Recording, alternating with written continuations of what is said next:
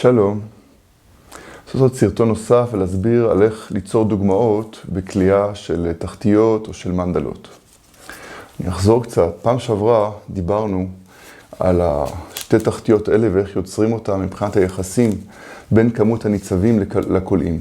ואני אזכיר שכדי ליצור ספירלה מאוד ברורה, לעומת הספירלה החיצונית שהיא פחות ברורה, אמרנו שצריך שיהיה לנו שארית 2. שארית 2, שזה בחלוקה בין כמות הניצבים לקולעים, שפה יש לי 17 ניצבים ואני עובד עם 3 קולעים, וניגעתי ל-17 לחלק ל-3, זה 5 עם שארית 2. זה יוצר לי דוגמה ברורה.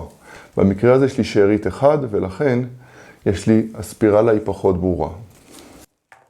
ונעבור ל3 דוגמאות נוספות שעשיתי. בדוגמה הזאת, כמו בדוגמאות הקודמות, יש לי 17 ניצבים באמצע עם 3 קולעים, כן? שיש לי שם 2 מתוכם, 2 לבנים ו1 צבעוני, ולכן קיבלתי ספירלה ברורה.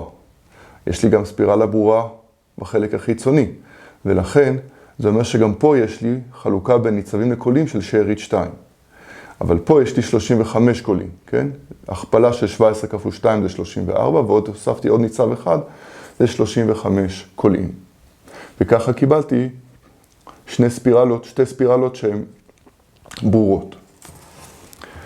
דוגמה נוספת שהיא על אותו בסיס, אבל טיפה שונה. גם פה ספירלה עם 17 ניצבים ו3 קולעים באמצע, וגם פה אותו דבר. 35 ניצבים ו3 קולעים, אבל פה הספירלה היא בכיוון ההפוך, כן? במקום שכשאני קולע, בדרך כלל אני קולע עם כיוון השעון, כן? בספירלה החיצונית אני קובע נגד כיוון השעון. כשאני קולע נגד כיוון השעון, אני מניח אותם הפוך וקולע הפוך. כשקולעים הפוך זה מבלבל ואפשר לטעות. אז גם אם טעיתם, תחזרו, תתקנו, כי הדוגמה פה היא מאוד חשובה, זה לא דוגמה אחידה שאולי לא ישימו לב. פה אם טעיתם בדוגמה, בטוח שישימו לב. אז כדאי לתקן, שתקבלו דוגמה פשוט מושלמת. דוגמה נוספת שעשיתי, שהיא בדיוק אותו דבר, שהיא כמו זאת, כמו הקודם שלי, כן, 2 ספירלות, פנימית וחיצונית, על אותו בסיס של קולעים, אבל פה במקום 2 לבנים ו1 צבעוני, פה יש לי 2 צבעונים ו1 לבן, וגם פה. הצבעונים הם לא באותו גוון, הם 2 גוונים של צבעוני. אני אקרב את זה כדי שתוכלו לראות, כן? 2 גוונים של צבעוני, גם בפנימי וגם בחיצוני, והחיצוני כמובן הוא קליעה הפוך מכיוון השעון, הפוך מהרגיל שלכם. ולכן קיבלתי ספירלה הפוכה מהחלק הפנימי. אתם יכולים להשתמש בכל אחד מהדוגמאות האלה, כדי ליצור מנדלה או תחתית או קישוט. אפשר לעשות אותם קישוטים גם על סל וגם בדפנות שלו.